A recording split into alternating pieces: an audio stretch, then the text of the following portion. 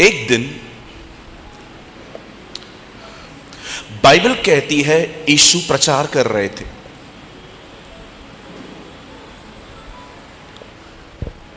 वो बहुत बार अपने प्रचार में पैराबल्स में बात करते, दृष्टांतों में। क्या मतलब है दृष्टांतों का?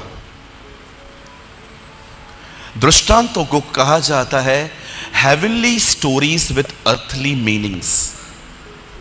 कुछ स्वर्गीय बातें जिसको यीशु पृथ्वी की बातों के द्वारा सिखाता था। एक दिन चेले आके उसको कहते हैं, आप दृष्टांतों में क्यों बोलते हैं? वो कहता है, मैं इसलिए कहता हूं ताकि कोई न समझे। जब कोई समझे ही नहीं तो आप बोल क्यों रहे हो? आप जानते हैं यीशु दृष्टांतों में क्यों बात करते थे?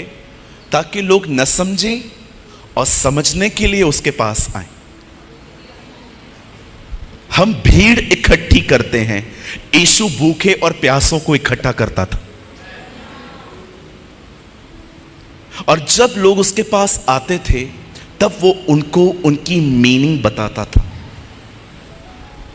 आज बहुत से लोग बाइबल तो पढ़ लेते हैं, पर जब उनको कुछ समझ में नहीं आता वो खुदा के पास नहीं जाते।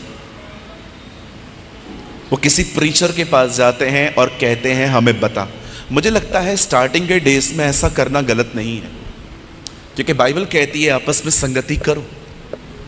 लेकिन आपको नहीं लगता एक मैच्योर क्रिश्चियन को खुदा के पास जाके पूछना चाहिए, प्रभु इसका मतलब क्या है?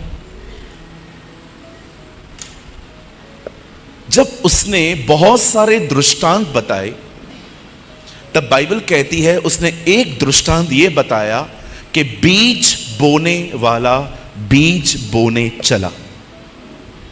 अब देखिए, ये मेरे हाथ हैं, मेरे हाथ में कुछ बीज हैं और वहां खेत है। लिखा है कुछ बीज मार्ग के किनारे गिर गए।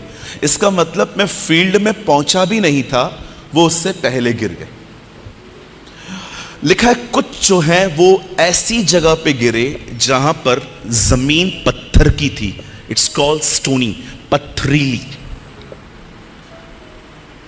फिर लिखा है कुछ बीज वहां गिरे जहां पर झाड़ियों ने उन्हें दबा दिया। और अंत में लिखा है कुछ बीज ऐसी जमीन पे गिरे जो फलवंत हुए 30, 60, 100। आप जानते हैं कलीसिया में कोई 30% ब्लेस्ड होता है, कोई 60 तो कोई 100। पर कभी आपने इस बारे में सोचा है हर कोई क्यों आशीषित नहीं होता? होते सब हैं, लेकिन कोई भी 100% नहीं। बाइबल कहती है कुछ 30, कोई 60 तो कोई 100। मैं बिल सेंट पाए, लेकिन अब क्यों नहीं कर पाते? रीजन क्या है? क्यों नहीं कर पाते? आप जानते हैं जितने लोग अंदर बैठे हैं उतने लोग बाहर हैं। मैं आप दोनों से एक बात पूछना चाहता हूं, क्या आपने कभी इस बात को ध्यान दिया है? हम इतने लोग हैं यहां, पर हम में से किसी का भी रिश्ता खुदा के साथ एक जैसा नहीं है। हर एक का अलग अलग। कोई उसके बहुत करीब है तो किसी ने अपनी दौड़ शुरू भी नहीं की है। कोई आधा है तो कोई अधूरा है। क्यों? रीजन क्या है? रीजन ये है कि जितना वो समर्पित है उतना मैं समर्पित नहीं। जितना वो ध्यान दे रहा है उतना मैं ध्यान नहीं दे रहा। आप सोचो, अगर आप इस चर्च में बैठे हैं और आप वचन को सुन रहे हैं, आप उसे कंज्यूम कर रहे हैं, आप उसे समझ रहे हैं, आप उसे ले रहे हैं, लेकिन यहां से निकलने के बाद आप जैसे यहां से निकलते हैं, आप अपने फोन को स्क्रॉल करना स्टार्ट कर रहे हैं, देखूं रील्स में क्या क्या नया आया है। आप जानते हैं यही वो लोग हैं जो सिर्फ 30% ब्लेस्ड होते हैं। क्यों? क्योंकि इन्होंने ये प्रिंसिपल नहीं सीखा है कि वचन को सुनने के बाद उसे मनन किया जाता है। आप यहां से निकले, घर गए, लगाओ टीवी तारक मेहता, वचन तो दब गया जी आपका। That's why he said, a person who hear my word and put unto the practice, वह व्यक्ति जो मेरे वचन को सुनता और मानता है, उसने अपना घर चट्टान पर बनाया। आज मैं आपसे पूछना चाहता हूं, आप एवरी संडे चर्च जाते हैं, क्या चर्च में निकलने के बाद उस सुने हुए वचन से आपका वास्ता है? क्या आप उसको मेडिटेट करते हैं कि जैसे आपकी मीटिंग पूरी हो जाती है बाहर जाके, ए जल्दी आ,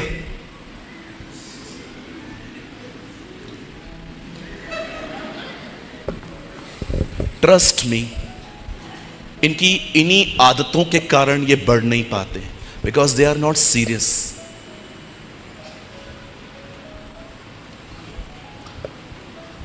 मैं आपसे पूछना चाहता हूं, आज जितने भी लोग हैं, कितने ब्लेस्ड हैं आप इन दिनों में? 30, 60 और 100? बिलीव मी सर, बहुत सारी चीजें आपका एटीट्यूड भी डिसाइड करता है, सिर्फ खुदा नहीं। Let me explain. एक दिन इज़राइल के लोग मिस्र में थे, मूसा जाता है, उन्हें निकाल के ले आता है। रास्ते में उन्हें भूख लगी, उन्होंने मूसा के साथ झगड़ा किया। उन्होंने कहा, मिस्र में खाना मिलता है, आप हमें यहां क्यों लेके आए हैं मरने के लिए? See the attitude of these people, इन लोगों का व्यवहार कैसा था। आपको भूख लगी है, आप खाना मांगो। ये लोग खाना नहीं मांगते थे, पहले बड़ास निकालते थे। लेकिन क्या आपने देखा, यीशु भी जंगल में था, यीशु भी भूखा था, लेकिन जब शैतान ने उससे कहा पत्थर को रोटी बना, उसने कहा नहीं, मनुष्य इस रोटी से नहीं, परमेश्वर के मुंह से निकले गए वचन से जिएंगे। इजराइली भी जंगल में है, यीशु भी जंगल में है। इजराइल के लोगों को भूख लगी, यीशु को भी भूख लगी, पर उसका एटीट्यूड कैसा था, इनका एटीट्यूड कैसा था? Same situation, different behaviour.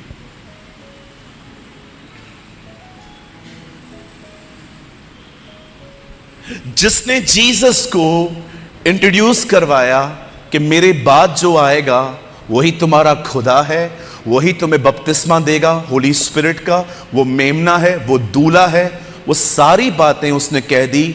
लेकिन जब वो जेल में गया, उसने कहा आने वाले आप हैं कि हम किसी और का इंतजार करें।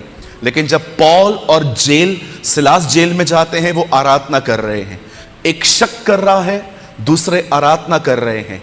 Same situation, different attitude. हो सकता है कोई यहां है, बिल्कुल यहां है, लेकिन यहां भी देख रहा है, वहां भी देख रहा है, फोन भी देख रहा है, कौन आया कौन नहीं गया, जिसको पसंद करते थे वो अभी तक पहुंचा क्यों नहीं है, क्या? बिल्कुल। अब आप बताएं क्या मिलेगा ऐसे लोगों को जो यहां रह के भी यहां पर नहीं है? कुछ भी नहीं। आपका एटीट्यूड भी डिसाइड करता है कि आप क्या लेके जाएंगे। आपका व्यवहार, आपका फोकस भी बहुत कुछ डिपेंड करता है कि आप क्या ले जाएंगे।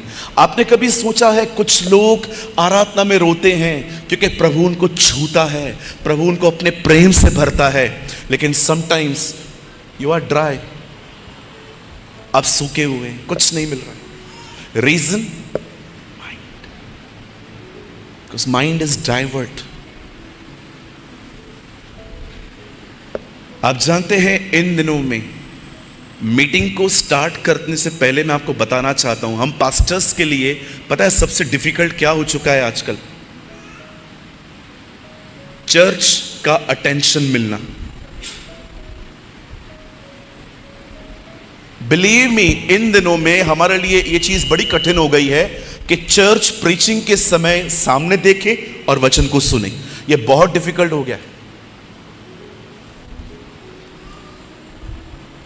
आप जानते हो कुछ लोग सोए भी रहते, मैं मजाक नहीं कर रहा हूं, अच्छे से रात वाली नींद।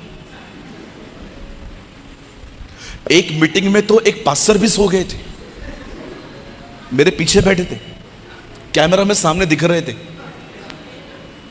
मुझे किसी दोस्त ने बताया, बोला पास्टर वो सोए हैं इशारों में, अब मुझे उनको जगाना था।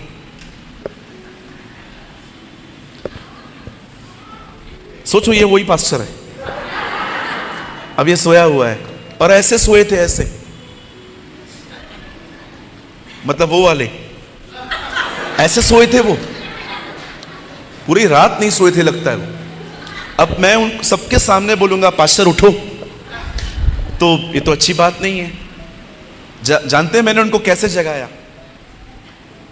मैंने प्रेस करना स्टार्ट किया, प्रभु महान है, अनुग्रहकारी है, दयालु है, हालेलुया। क्या कर, what are you doing pastor, you are insulting. आपको पता है बहुत से लोग चर्च में सोते हैं, बहुत लोग। मैंने तो इन दिनों में आंखें खोल के सोने वाले भी देख लिए। कुछ लोग तो ऐसे भी होते हैं, आंखें खोल के सोते हैं, वो आपको देखेंगे।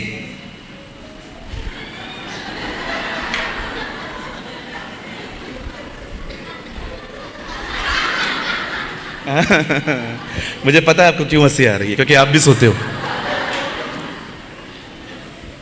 आपको ये हंसी आ रही है, लेकिन मैं आपको एक सीरियस थिंग बताऊं, ये वो नींद नहीं है जो प्रभु देते हैं। कोई और सुला रहा है आपको, कोई और सुला रहा है आपको।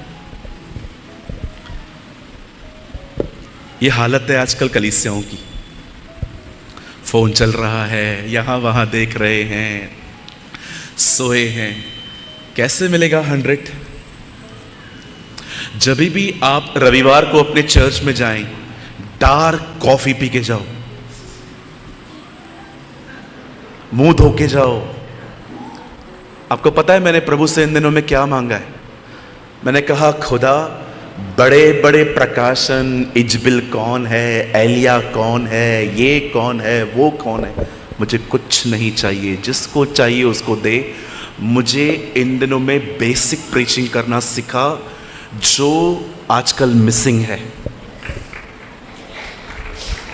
बिलीव मी, आपको पता है आजकल बेसिक चीजें गुम है।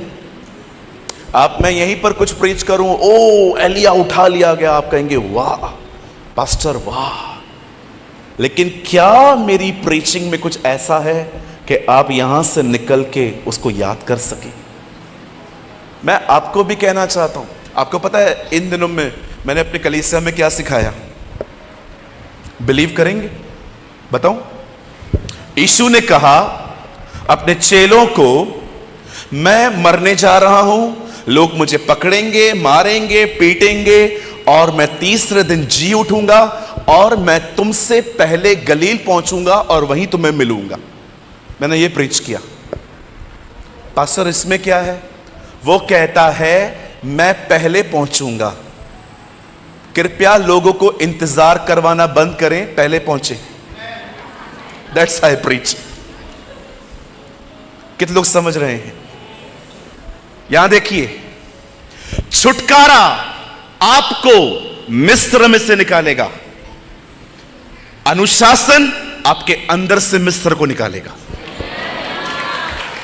हालेलुया। आज दुनिया से लोग निकले हैं, दुनिया निकली है क्या?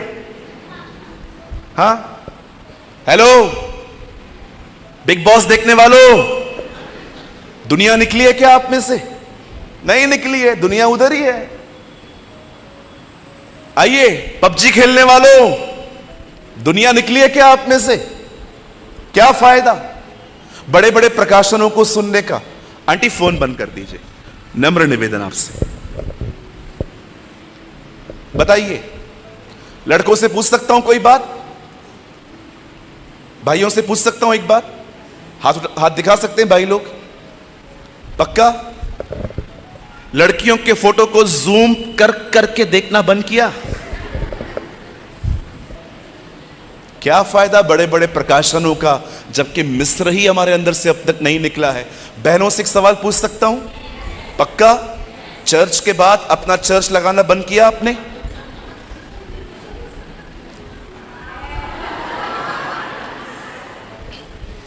आप देखिए बहुत सारी बहनें कलीसिया के बाद अपनी कलीसिया लगाती हैं। सास की बुराई, बहू की बुराई, कलीसिया में पास्टर के वाइफ की बुराई, पास्टर की बुराई। कैसे लोग हैं ये? जिस रोटी में से खा रहे हैं उसी के लिए गलत बोल रहे हैं। मुझे बताइए, मैं आपसे पूछना चाहता हूं, आप संसार से निकले हैं, संसार आप में से निकला है? कुछ और खुल के बोलूं लेकिन आपको बुरा लगेगा, पक्का? कुछ लड़कियों को देख के तो मुझे ऐसा लगता है ये रविवार को सुबह 6 बजे उठती हैं मेकअप के लिए, ताकि 10 बजे तक तैयार हो सके। Pastor, makeup is wrong? No, makeup is not wrong, लेकिन अगर आप विदाउट मेकअप रह ही नहीं सकते तो something is wrong with you. ये देखिए, ये क्या है?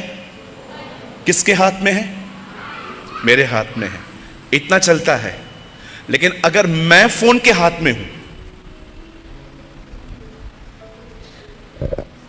फोन मेरे हाथ में है चलेगा, मैं फोन के हाथ में हूं, यह बड़ी गड़बड़ है। मैं आपसे एक सवाल पूछ सकता हूं? बदन आपका स्वामी है कि आप अपने बदन के स्वामी हैं?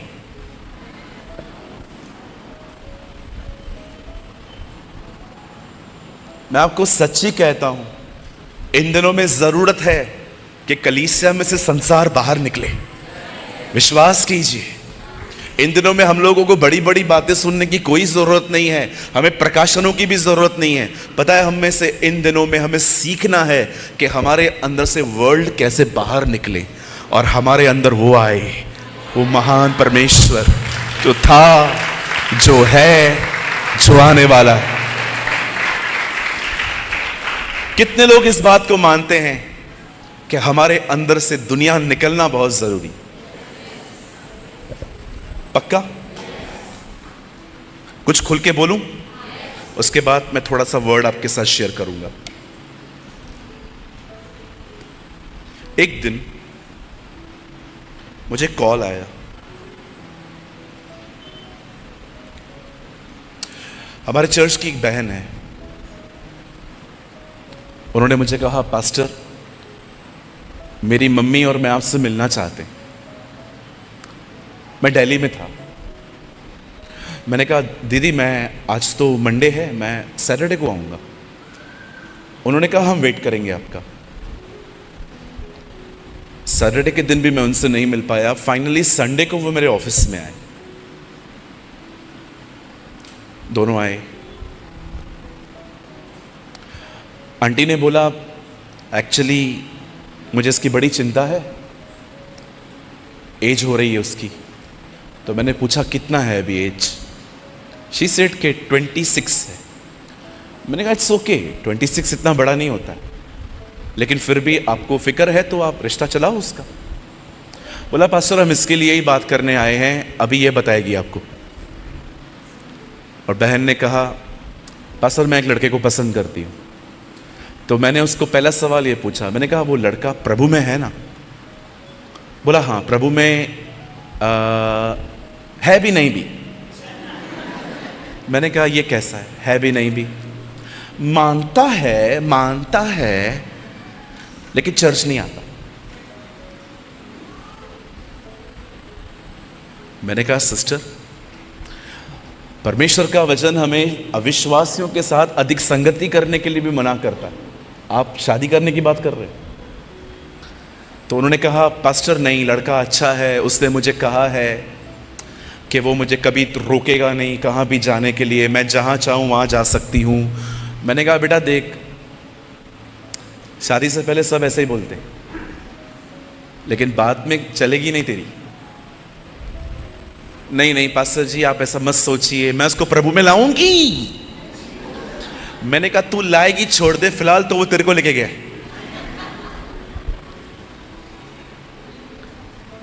अगले दिन वो लड़के के साथ आई। लड़का जैसे मेरे सामने आके बैठा, मैंने कहा, कैसे हैं सर आप? यस पादरी साहब मैं बहुत अच्छा हूं। और क्या चल रहा है? आपको तो सब बताया होगा इसने। मैंने कहा हाँ। बोलता है मैं बपतिस्मा लेने के लिए तैयार हूं। उसको ट्रेन करके आई है बाहर से। अब सोचो हम लोग कहां पहुंच चुके हैं कि ऐसी पवित्र चीजों को अपने फायदों के लिए इस्तेमाल कर रहे हैं। मैंने कहा एक काम करिए, आप अपनी मम्मी को बुलाइए। अब तीनों साथ में बैठे। मैंने कहा आपको जो करना है करो, मैं नहीं आ सकता आपकी शादी में, और कोई पास्टर आपका मैरिज पड़ेगा भी नहीं। ये लड़का प्रभु में नहीं है। मैंने सामने बोल दिया, जो जो करना है जाके करो। नो पास्टर, ऐसे मत बोलो पास्टर। मैंने कहा दीदी ये आप समझ नहीं रहे हो, लड़का प्रभु में नहीं है। ये लड़का पिक्चर पे जाएगा, ये लड़का पार्टियों में जाएगा, ये लड़का वोडका पिएगा, ये लड़का शराब पिएगा। आपकी बच्ची प्रेयर करने वाली लड़की है, वो बाइबल पढ़ती है। कैसे मैच होगा मुझे बताइए? हमको अनबिलीवर्स से प्रॉब्लम थोड़ी है, लेकिन बाइबल कहती है ये एक ऐसा जुआ है जो एक समान हो। तो फिर पास्टर अभी हम क्या करें? मैंने कहा बाहर निकलिए। I know it's painful but there is no way. कोई रास्ता नहीं है आपके पास। सारी कलीसिया के खिलाफ जाके शादी हुई है उनकी। 3 साल पहले की बात है। 6 महीने के बाद लड़की ने कॉल किया, पता नहीं किसका नंबर था। मुझे कहती है पास्टर मैं बोल रही हूं। मैंने कहा हाँ बेटा बोल, कैसी है? बोलती है मैं बहुत परेशान हूं। 3 बार दिन में बाइबल डाउनलोड करती हूं, 3 बार बाइबल डिलीट करती हूं रोज। मैंने कहा ऐसा क्यों? बोला ये मुझे चर्च नहीं जाने देता, ये मुझे बाइबल नहीं पढ़ने देता, ये मुझे प्रेयर नहीं करने देता। वॉशरूम में जाती हूँ, बाइबल डाउनलोड करती हूँ, वहाँ पर पढ़ के जब बाहर निकलती हूँ डिलीट करती हूँ। दिन में मैं 3 बार ऐसे करती हूँ। आज लड़की इतना बड़ा टीका लगा के घूमती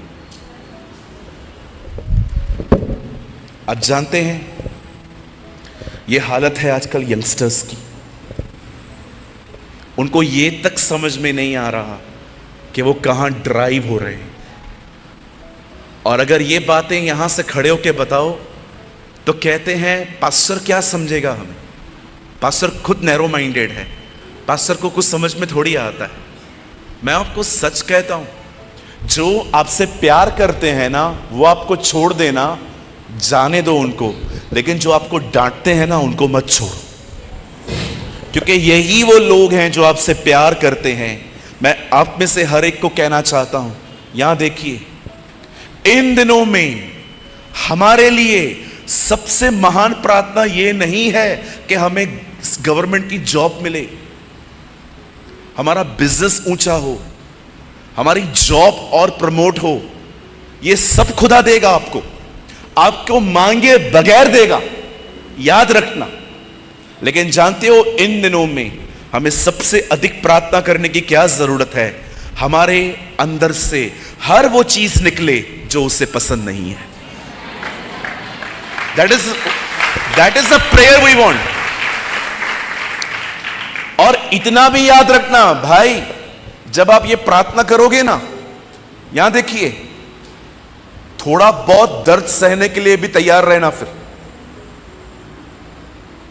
जब परमेश्वर एक व्यक्ति को बदलना स्टार्ट करता है ना, बोलिए बाजू वाले को, थोड़ा दर्द होगा।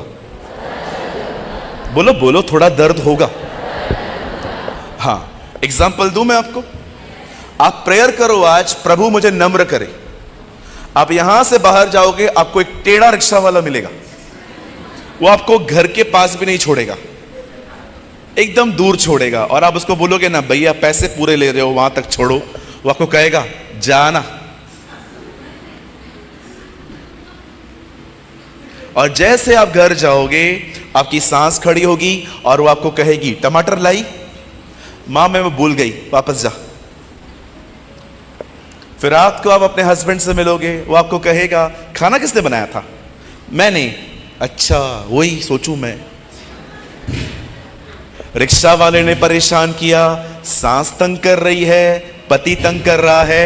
इसे कहते हैं प्रार्थना का जवाब। कितने लोगों ने प्रार्थना की थी प्रभु नम्र कर? यह जवाब है। जब प्रभु बदलेंगे थोड़ा दर्द होगा। बोलिए होगा। पुत्र होने पर भी उससे दुख उठा उठा कर आज्ञा मानना सीखा था। My Bible cess.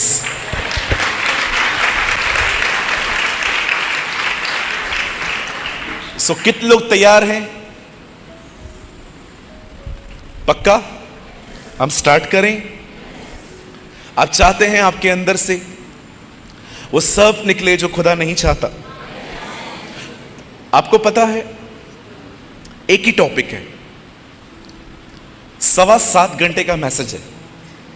मैंने प्रीच किया है पंजाब में, 7.5 घंटे का मैसेज है। मैंने सोचा प्रभु मैं एक बार में तो प्रीच कर नहीं पाऊंगा, हम इसको 3 हिस्सों में बांट देंगे। आज एक संदेश सुनेंगे, कल सुबह दूसरा सुनेंगे, कल शाम को तीसरा सुनेंगे, लेकिन थीम एक ही रहेगी। जो प्रभु को पसंद नहीं है वो हमारे अंदर से निकाले। आमेन, हालेलुया। कितने लोग तैयार हैं? आइए मेरे साथ अपनी बाइबल को खोलें।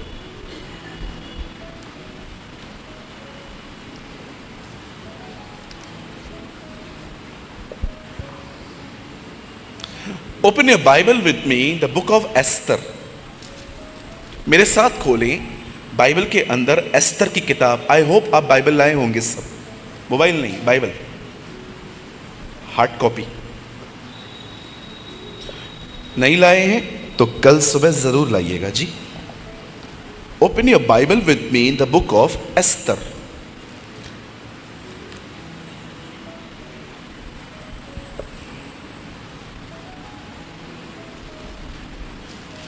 मिला? मिलेगा मिलेगा, ढूंढो ढूंढो तो तुम पाओगे।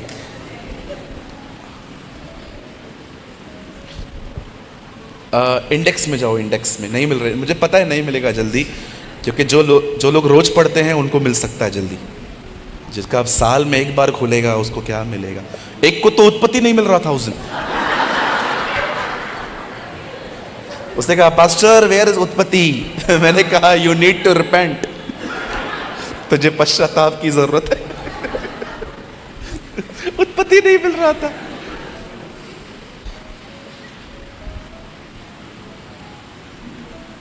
कुछ लोग तो बाइबल पता है कैसे पढ़ते? खुदा बात कर। डेंजर पीपल, बीच बीच में से पढ़ते। मुझे याद है मैंने एक बहुत प्यारी स्टोरी सुनी थी, मैं बता सकता हूं? आपको ये तो नहीं लगेगा ना मैं मजाक उड़ा रहा हूं किसी का, लेकिन मैं आपको सच्ची कहता हूं, बाइबल को बीच बीच में से पढ़ने के कितने नुकसान हैं मैं आपको बताता हूं। यहां देखिए,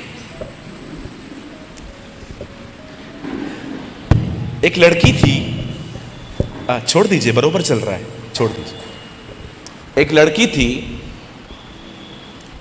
उसका नाम था अनुग्रह। उसकी शादी हुई एक लड़के के साथ। लड़का अच्छा था, विश्वासी था। लड़की शादी करके बॉम्बे आ गई। उसी की एक बहन थी, उसका नाम था दया। एक्चुअली उसके पिताजी ने नाम ही ऐसा रखा था, अनुग्रह और दया। अनुग्रह का शादी हो गया, अनुग्रह बॉम्बे आ गई। एक दिन दया ने कॉल किया, दीदी मेरे को जॉब नहीं मिल रहा है, मैं कुछ दिन बॉम्बे आके रहूं, मेरे को जॉब मिल जाएगी। उसने कहा मैं अपने हस्बैंड से पूछती हूँ। हस्बैंड ने कहा लेकर आओ, कोई प्रॉब्लम नहीं है। सो अनुग्रह और दया एक साथ रहने लग गई। एक दिन अनुग्रह का पति उठा, उसने कहा प्रभु ने मुझे कहा है तेरी बहन से शादी करने के लिए। फोन बंद कीजिए।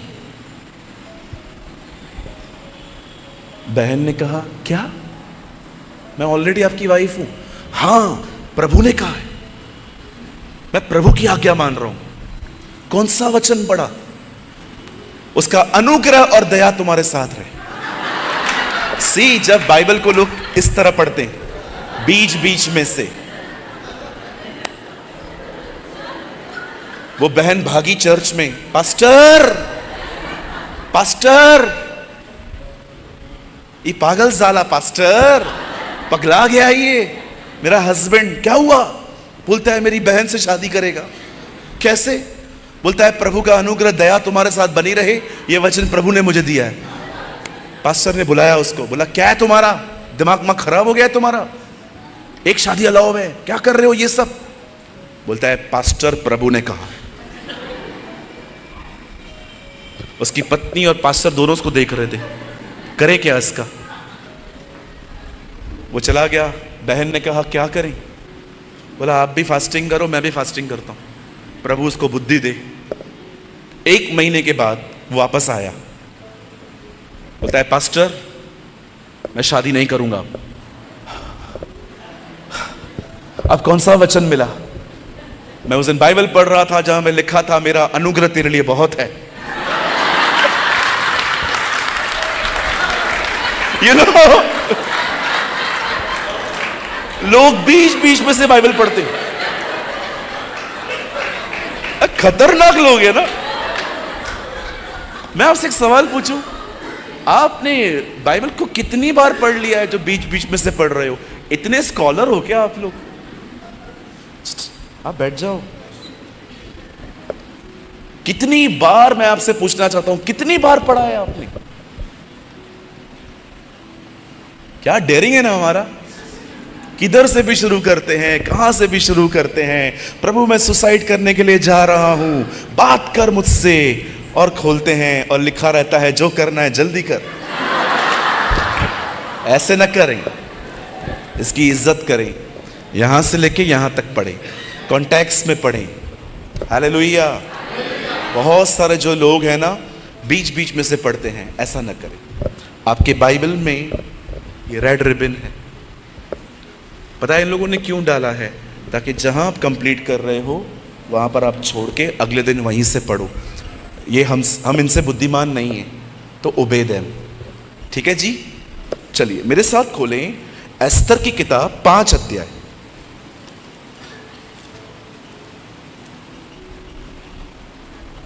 Come on, open your Bible with me, the book of Esther, chapter 5.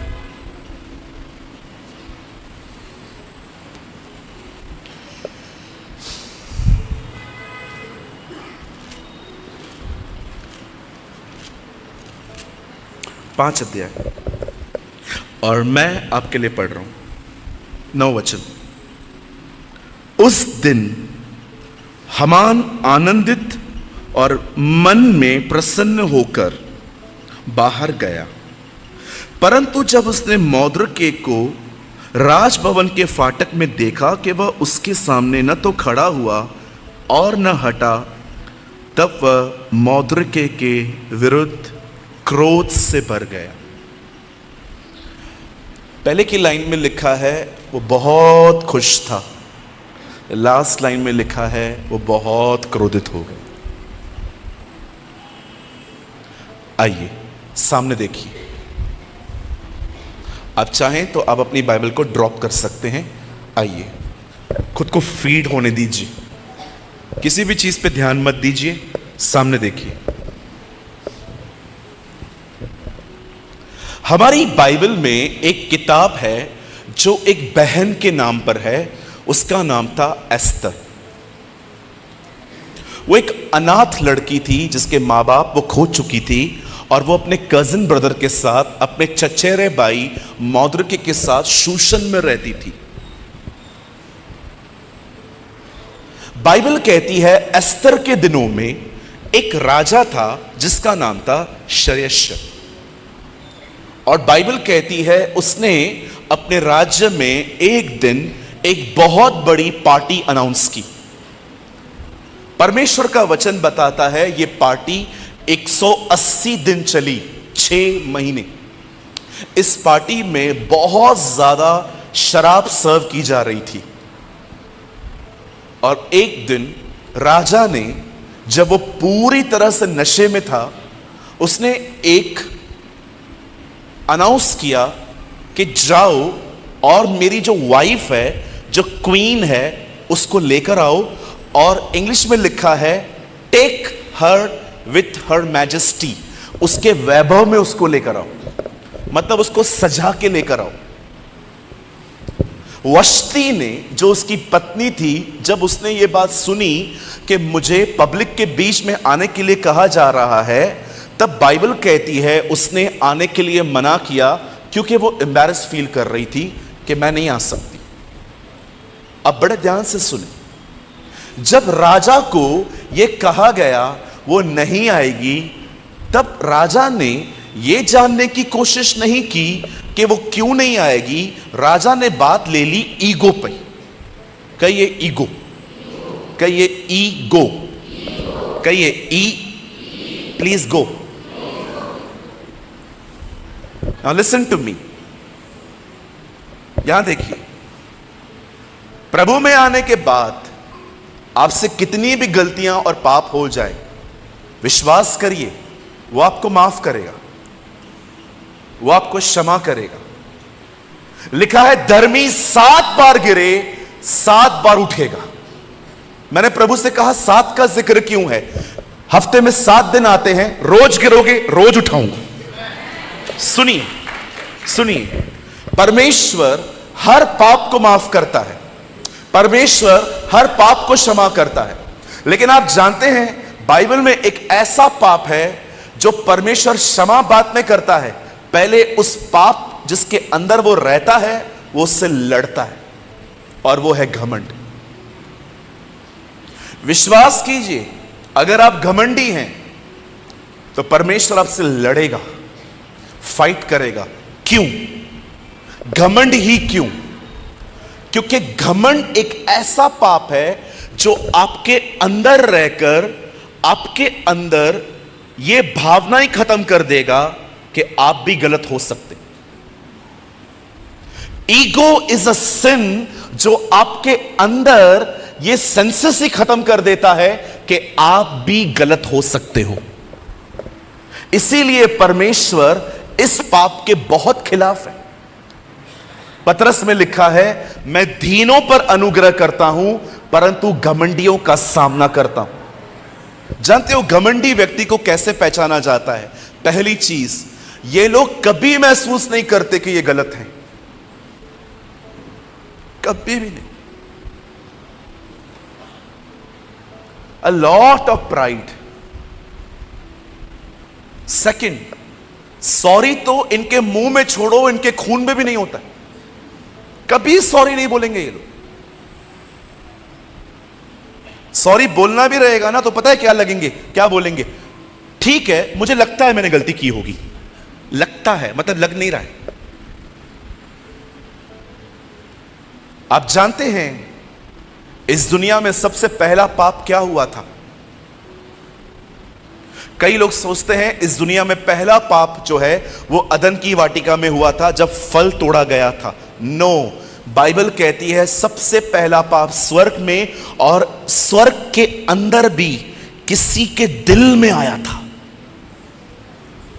इसीलिए देखा यीशु ने क्या कहा नए नियम में, जो तुम खाओगे वो तुम्हें अशुद्ध नहीं करेगा, जो तुम्हारे अंदर से निकलता है वो तुम्हें अशुद्ध करेगा। पाप यहां है। वॉचमैन नी ने कहा एक आदमी मैच्योर हो गया है, उसका साइन क्या है? आपको कैसे पता चलेगा कि कौन सा व्यक्ति मैच्योर है? आप जानते हो बाइबल कहती है मैच्योर व्यक्ति जानता है गड़बड़ बाहर नहीं अंदर है। लेकिन इमैच्योर व्यक्ति को लगता है प्रॉब्लम बाहर है, प्रॉब्लम यहां नहीं है। लेकिन मैच्योर व्यक्ति जानता है the problem is not outside, the problem is inside. कई लोग जॉब करते हैं, जॉब के अंदर पॉलिटिक्स फेस करते हैं, लोग उनकी टांगे खींचते हैं, लोग टीएल के पास जाके उनकी कंप्लेंट्स करते हैं, ये ऐसे काम कर रही है, ये ऐसे काम कर रहा है। मैं आपको सच्ची कहता हूं, आपका प्रॉब्लम ये नहीं है कि ऑफिस में लोग आपके बारे में क्या कहते हैं, आपका प्रॉब्लम ये है आप उन पे ध्यान देते हैं। गधे को ज्यादा देखोगे ना वो भी खुद को शेर समझता है, ट्रस्ट मी। क्यों ध्यान देते हो? एक दिन एक चर्च में बहन आई, पास्टर वो लड़का देख रहे हो? हाँ, वो सारा दिन मुझे देखता है। मैंने कहा आपको कैसे पता चला? क्योंकि मैं भी उसी को देखती हूं। वेरी गुड जी, तो हाउ कैन यू ब्लेम? आपका प्रॉब्लम यह नहीं है कि लोग आपके बारे में क्या कहते हैं। मैंने जब चर्च स्टार्ट किया था, जो मुझे तंग किया गया, इतना तंग किया मुझे लोगों ने, इतना परेशान किया, और विश्वास कीजिए तंग करने वालों में एक भी अविश्वासी नहीं था, सब विश्वासी थे। किसकी कॉलिंग है जो चर्च खोल के बैठा है?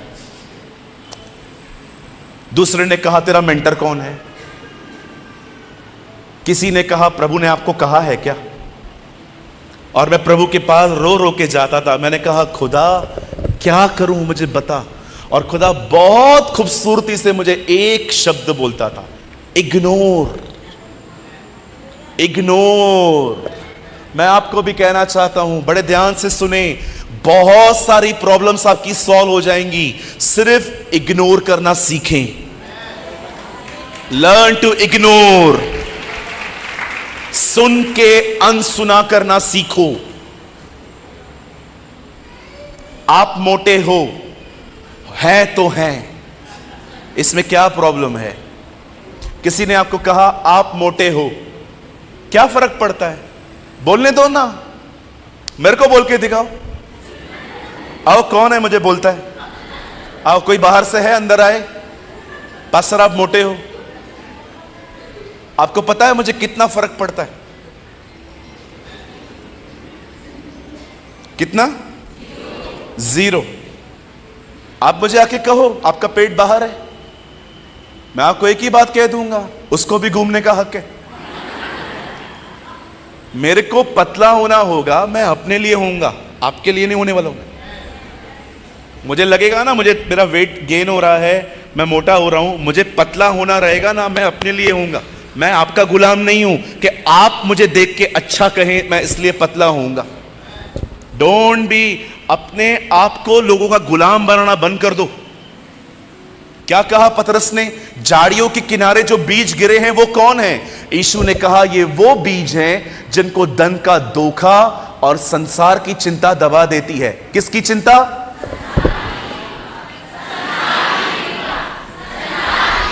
अपनी चिंता के संसार की चिंता।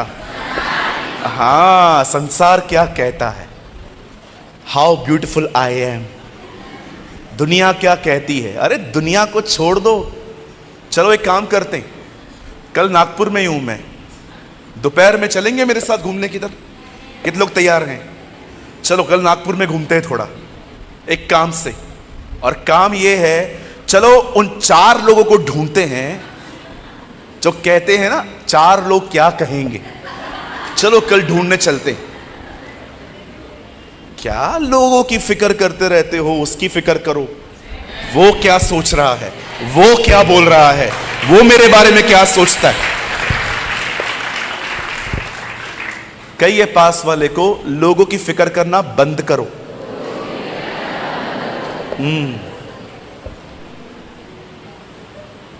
चलो एक और काम करते हैं, हाथ जोड़ो, बाजू वाले को बोलो जब तक मैं सलाह ना मांगूं कृपया न दे।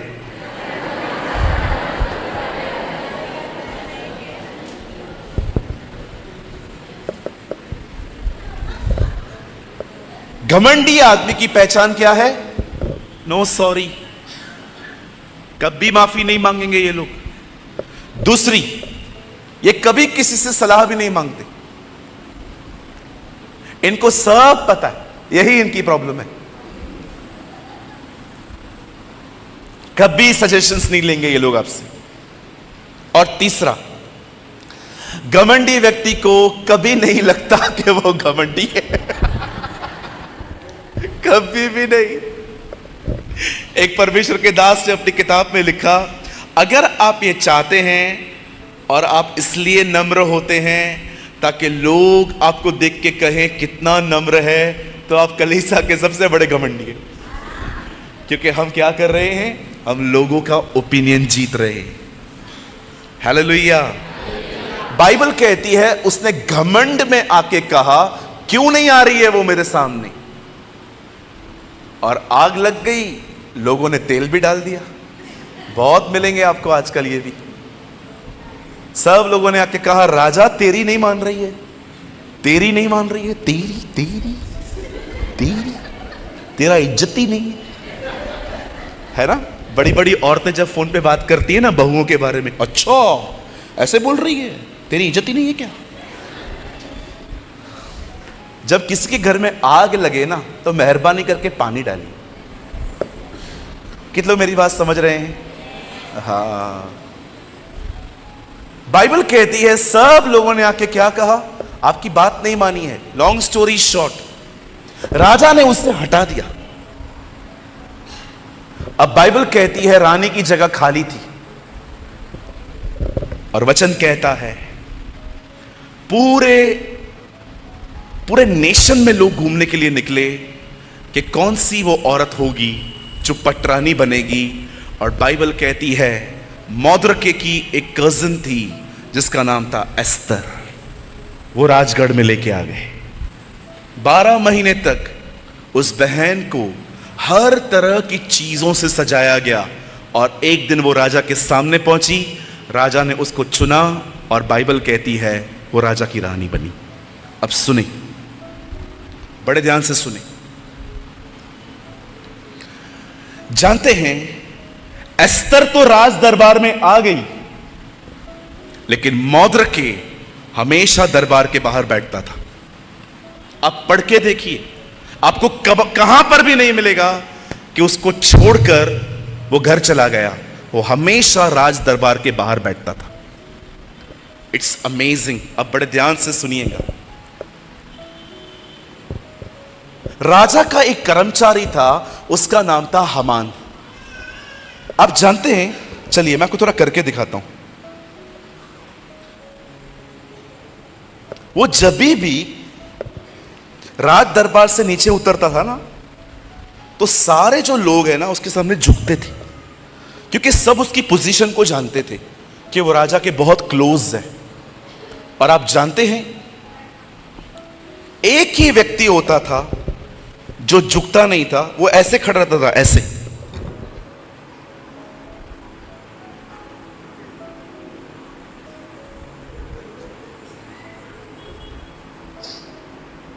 देखिए शांति आई, यहाँ खड़े हो जाओ,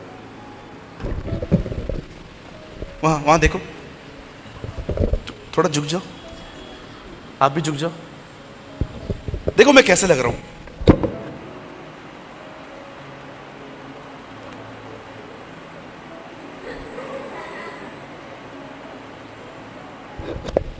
सब ऐसे खड़े रहते थे, ये है सब। Thank you. आप बिलीव करें, ऐसों पे कभी कोई तकलीफ नहीं आती है। आप ऐसे खड़े रहेंगे ना, बहुत तकलीफ आए। जितने यहूदी झुक गए वो बच गए, जो नहीं झुके बाइबल कहती है वो आग में डाल दिए गए थे। आप जानते हैं, विश्वास कीजिए, यहां देखें, कॉम्प्रोमाइज चलता है। बिग बॉस देखना चलता है, तारक मेहता चलता है, संडे के दिन बॉलीवुड की मूवीज चलती हैं, गीत भी चलते रहते हैं, सब चलता है, मेकअप भी चलता है, ओवर मेकअप भी चलता है, बेली बटन दिख रहा है, ऐसे टॉप्स भी चलते हैं। आप जानते हो इन लोगों पे कोई तकलीफ नहीं आती है, क्योंकि ये प्रभु में है ही नहीं। ये कॉम्प्रोमाइजर्स हैं, ये समझौते हैं। आप देखिए, लड़के टैटूज बना रहे हैं आजकल, जीसस लिखवाते हैं यहां पर। लड़के होके बालियां पहनते, रिंग्स पहनते हैं यहां पर। उस दिन बैप्टिज्म था चर्च के अंदर, एक लड़के ने बाली पहनी थी। मैंने कहा मैं बैप्टिज्म नहीं दूंगा जब तक ये नहीं उतारोगे। बोला इसमें क्या खराबी है पास्टर? मैंने कहा ये बहनों का है, तू बहन है क्या? आपको सूट करता है ये? फटी हुई जीन्स पहनना, बाली पहनना, चर्च के अंदर मॉडल की तरह आना, आपको सूट करता है क्या ये सब? आप जानते हो जो लोग कॉम्प्रोमाइज नहीं करते हैं ना, क्या कहती है बाइबल? ऊर देश में अयूब नामक एक व्यक्ति था, वचन कहता है वो सीधा, खरा, बुराई से दूर रहने वाला और परमेश्वर का भय मानने वाला था।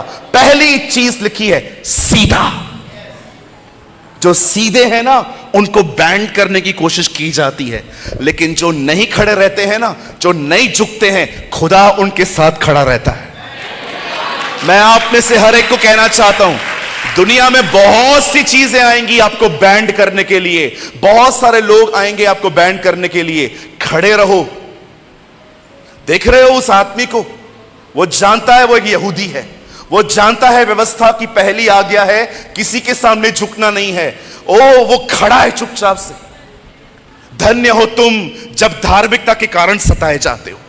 यीशु मसीह ने कहा जो लोग अपराइट लाइफ जिएंगे वे सताए जाएंगे। जानते हो छत्तीसगढ़ में इन दिनों में सताव क्यों है?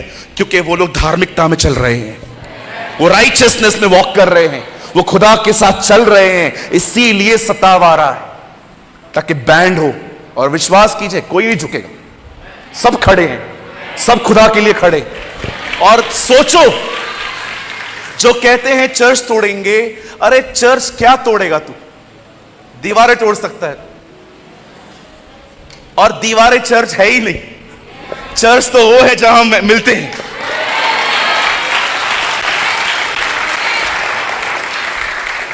आप विश्वास कीजिए, बाहर के लोगों को ताकत ही नहीं है चर्च तोड़ने का। चर्च तोड़ते हैं विश्वासी,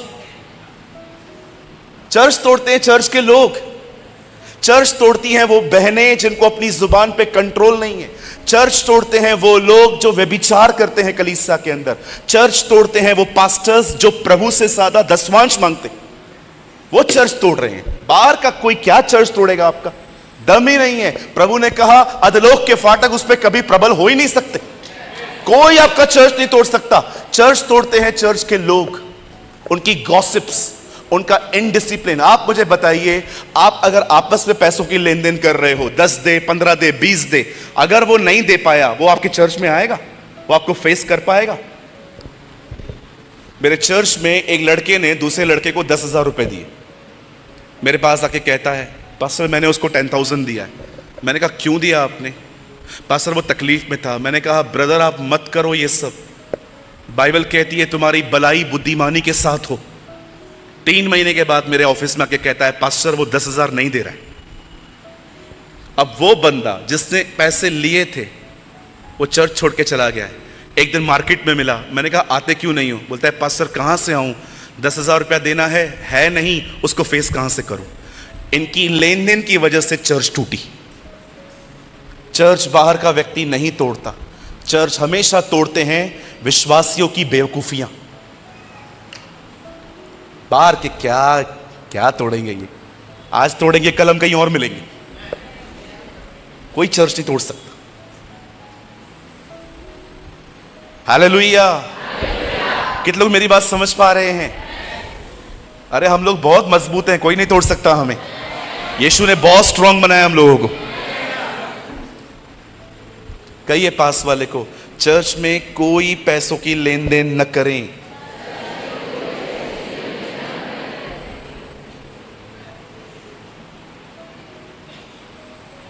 पास्टर आपकी बातें चुभ रही हैं। चुभेंगी ना भाई, गड़बड़ करेगा तो चुभेगा ना। मैं हर संडे यही प्रीच करता हूं, इन लड़कों से पूछो, पूरी 3-4 लोग आज हमारे चर्च से आए हुए हैं यहां पर। एक भाई आया, क्या पास्टर हर संडे वही प्रचार करते हो? मैंने कहा वो तू भी तो वही गड़बड़ करता है रोज, तू भी तो अपने आप को बदलना थोड़ा।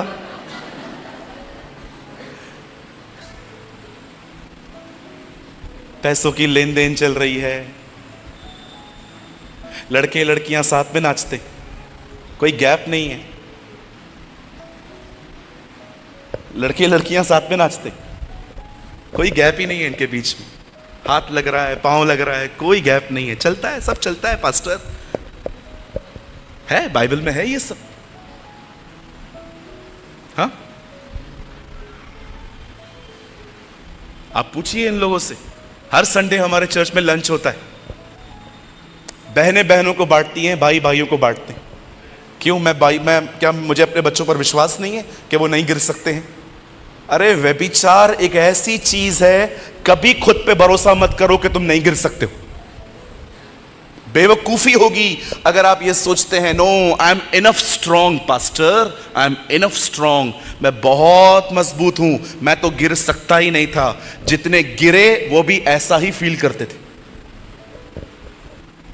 बाइबल का इतिहास रहा है, लोग 3 जगहों पे गिरे हैं, व्यभिचार, घमंड, पैसा। शिमशोन व्यभिचार में गिरा, शाऊल घमंड में गिरा, यहूदा इस्करियोती पैसों में गिरा। बचिए, संभालिए।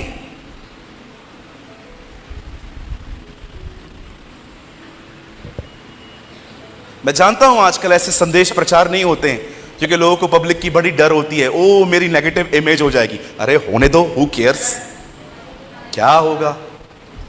ये तो चलो मेरे पहचान वाले लोग हैं, बेंजामिन सर और हनोक। मैं किधर भी जाता हूं मैं सेट करके जाता हूं, लास्ट मीटिंग है, दोबारा तो बुलाएंगे नहीं। सेट करके जाता हूं माइंड को, क्या होगा, नहीं बुलाएंगे ना, मत बुलाए, सच्चाई बोल के निकलूंगा, डरो मत। मैं आप में से हर एक को कहना चाहता हूं, जो यंग जनरेशन है, जब भी प्रभु मौका दे, किसी से डरना मत, किसी से मत पूछना क्या प्रचार करना है। जाओ, उपवास करो, घुटनों पर बैठो, जो वो कहे वो करो। Preach what he said.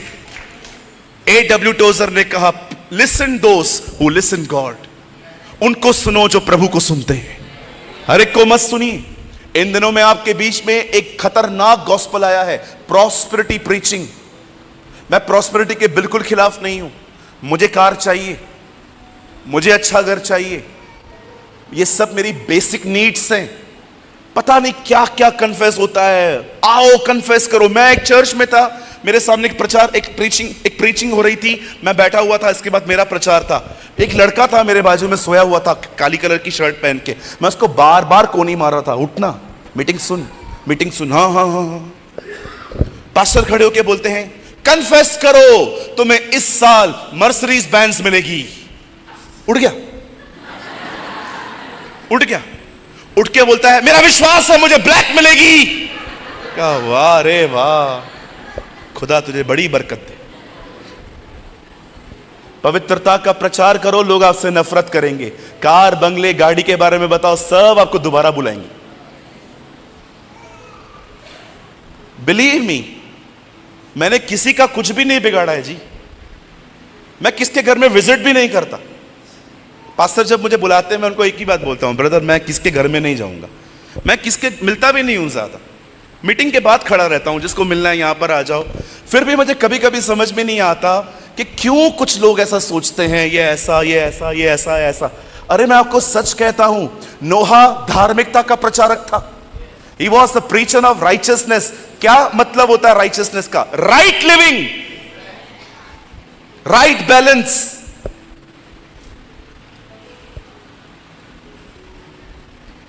रेनार्ड बॉन्की से पूछा गया, व्हाट इज प्रॉस्पेरिटी? उन्होंने कहा, जो मेरे लिए अच्छा है वो प्रभु मुझे दे, चाहे कांटों का मुकुट या हीरो का मुकुट, वो मेरे लिए प्रॉस्पेरिटी है। दैट इज माई प्रॉस्पेरिटी, जो मुझे खुदा दे। ये मेरे शब्द नहीं है, ये एक ऐसे व्यक्ति के शब्द हैं जो एक अमीर कंट्री छोड़ के नाइजीरिया जैसी गरीब कंट्री में जाकर रहा, और अपने मृत्यु समय वो 88% नाइजीरिया को बदल चुका था। What a man of God. आप जानते हैं, आइए मैं और छोटा करता हूं, मुझे सिर्फ 10 मिनट चाहिए आपके, मैं 9 बजे मीटिंग पूरी कर दूंगा। सामने देखिए, अब ये झुका नहीं, इसको इससे हर्ट हुआ, यार मैं इतना बड़ा व्यक्ति हूं, ये झुकता नहीं है मेरे सामने। आप जानते हैं, एक आदमी के कारण देखो इस बंदे ने क्या किया है, हैरान हो जाओगे, क्या पॉलिटिशियन है ये। राजा के सामने जाता है, कहता है, राजा आपको पता है आपके बीच में कुछ ऐसे लोग रहते हैं जो आपके कानून को नहीं मानते, इनका अलग ही व्यवस्था है, आप बोलो इनको मार के इनका जितना भी कुछ है मैं सब भंडार में ले आऊंगा। राजा कहता है, तेरे को जो ठीक लगता है कर। आप जानते हैं, यह फतवा जारी होता है, सारे यहूदियों का कत्ल करो। और मौद्रके को जब पता चलता है, वो एस्तर को संदेश भेजता है, कहता है राजा से हमारे लिए बात कर। नहीं तो हम सब कत्ल किए जाएंगे। मेरे हाथ में फतवा है, मेरे हाथ में नोटिस है, तारीख भी लिखी गई है कि इस दिन सब तैयार रहो।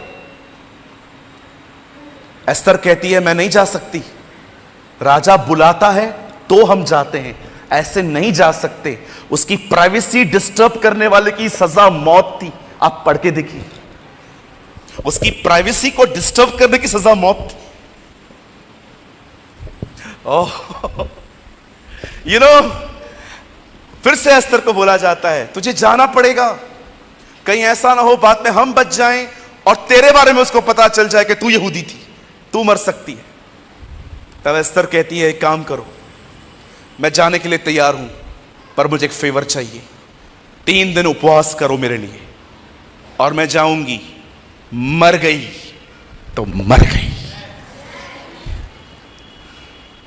अब जानते हैं, तीसरे दिन वो राजा के सामने जाती है। राजा उसको कुछ भी नहीं कहता है। राजा कहता है एस्तर तू यहां? बोलती है यस, कुछ बात करनी है आपसे। क्या चाहिए? आधा राज्य मांग, दे दूंगा। इसे कहते हैं अनुग्रह। That is a grace. अब जानते हैं, वो कहती है मुझे कुछ नहीं चाहिए ऐसा। कल मैंने एक पार्टी अरेंज की है, मैं चाहती हूं आप और आपका ये जो कर्मचारी है ना हमान, आप दोनों आइए। हमान उधर ही खड़ा था और हमान ओहो हिप हिप हुर्रे, ओहो लग गई लॉटरी, रानी ने बुलाया है। और आप जानते हो इस बार अच्छा, इस बार जब वो नीचे उतर रहा था इनको भी पता चल गया क्या करना है। इस बार जब वो नीचे उतर रहा था,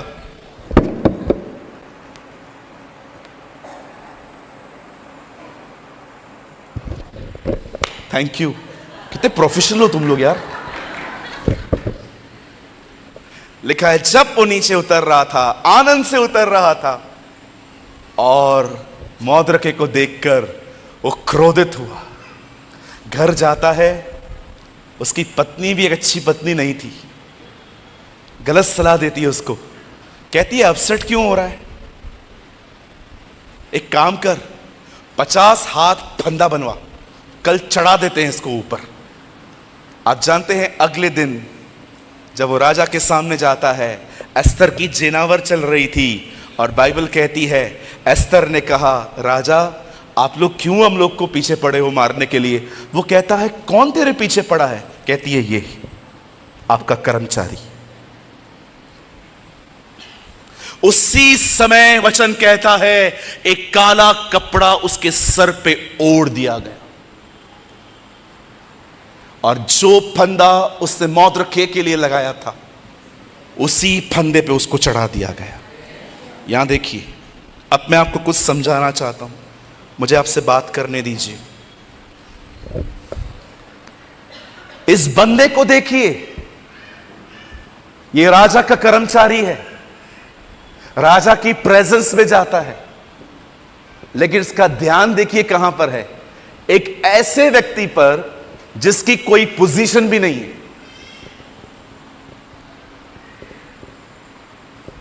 आप जानते हैं आज आप और मैं वो लोग हैं जिनको उसकी उपस्थिति में जीने का और जाने का हक मिला है।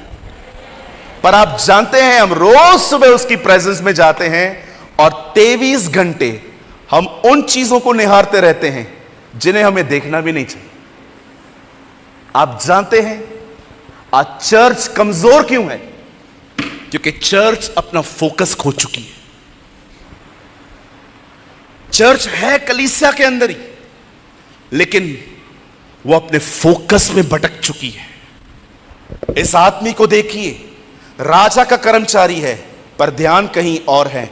मैं आप यहां पर इतने सारे लोग जो खड़े हैं, मैं आपसे पूछना चाहता हूं आपका ध्यान इन दिनों में कहां है? आपका माइंड कहां है? इजरायली मिस्र में से निकले, मिस्र उनमें से नहीं निकला। लूत की पत्नी सदोम में से निकली, पर सदोम उसमें से नहीं निकला। कहीं ऐसा तो नहीं है आप हर संडे चर्च जाते हैं, भक्ति करते हैं, आराधना करते हैं, सब कुछ करते हैं, लेकिन Monday to Saturday you are totally divert.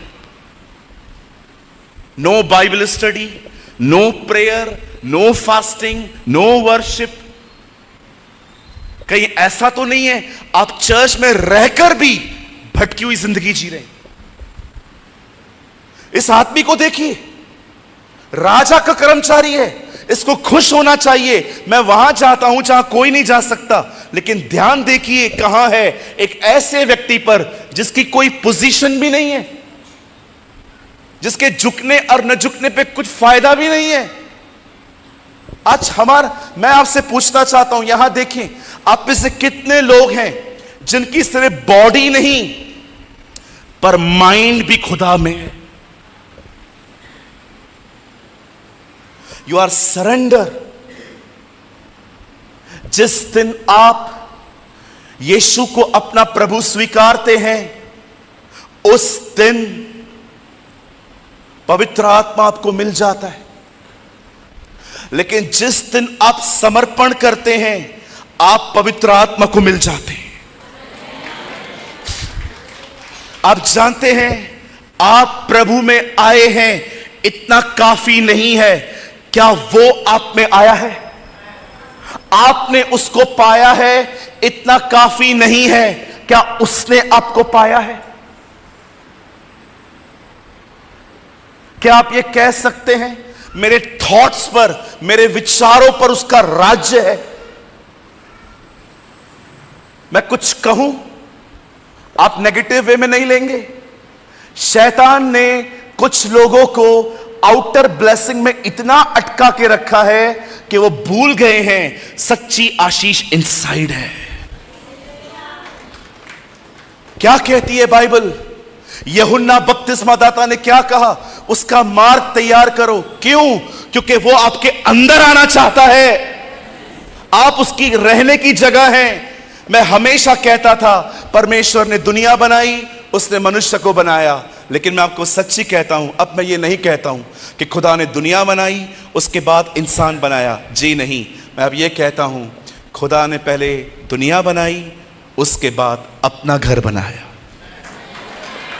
उसने अपना घर बनाया. आप जानते हैं, इन दिनों में आप में से कुछ लोग सारा दिन स्क्रॉल में पूरा टाइम वेस्ट कर रहे हैं. उन दिनों में स्क्रॉल खुलते थे, लोगों को खाना मिलता था. आज स्क्रॉल खोलते कुछ और खा रहे हैं. आप यंग जनरेशन की हालत देखते हो आज क्या है. बगैर मोबाइल के वो रह नहीं पा रहे हैं. मुझे समझ में नहीं आता क्या है इनके फोन में ऐसा. सुबह शाम वॉशरूम में, रास्ते पे, चलते फिरते, हर जगह पे फोन, चैटिंग, हर ऐप में घुसे रहना. आपको पता है, यहां देखें, अगर शैतान आपको नाश नहीं कर सकता तो वो आपको डिस्ट्रैक्ट जरूर कर सकता है. विश्वास कीजिए, ये हो सकता है इन दिनों में आप पूरी तरह से डिस्ट्रैक्ट हैं. फोन में, व्हाट्सएप में. कितने लोगों ने पहले वाला फोन यूज किया था, 6600? किसी को याद है? नोकिया का, यू नो सिस्टर, 6600 किसको याद है? एक ही गेम होती थी उसमें, सांप वाली. घूमता रहता था, जब दीवार पे लगता था मर जाता था. देखा था आपने? कोई व्हाट्सएप नहीं होता था, कोई फेसबुक नहीं होता था उसमें. मैंने इतने साल वो यूज किया था. मैसेज भेजते थे, पता भी नहीं चलता था मिला कि नहीं. लिखा रहता था डिलीवर्ड. नया मैसेज पाने के लिए पुराने डिलीट करने पड़ते थे. आज व्हाट्सएप आ चुका है. मुझे खुदा कहे ना दुनिया में से क्या लेना है, मैं कहूंगा व्हाट्सएप ले जा. किसी के फोन में न चले. इतना टाइम वेस्ट करता है ये. मैं आपको बताऊं कैसे. सबसे पहले व्हाट्सएप पे मैसेज करने से पहले यह देखना पड़ता है लास्ट सीन कितने का है. अगर हफ्ता पहले का लास्ट सीन है, मतलब 100% इंटरनेट का रिचार्ज खत्म हो गया है, या इससे व्हाट्सएप पे डिलीट कर दिया है. क्योंकि एक हफ्ता कोई व्हाट्सएप पे ना आए, ये तो मुर्दों में से जी उठने से बड़ा चमत्कार होगा. अब सोचो, उसके बाद अगर आपको पता है कि इसका व्हाट्सएप एक्टिव है तो आप मैसेज भेजेंगे। अगर सिंगल टिक आया तो नेट ऑफ है। वंडरफुल भाई, अभी आप क्या वेट करेंगे? नहीं, बताओ बताओ, सिंगल टिक वाले क्या क्या वेट करेंगे? डबल टिक का। ये डबल टिक के चक्कर में आप 4 बार फोन देखोगे अभी। अच्छा, इधर भी बात नहीं बनने वाली। डबल टिक के बाद ब्लू टिक चाहिए।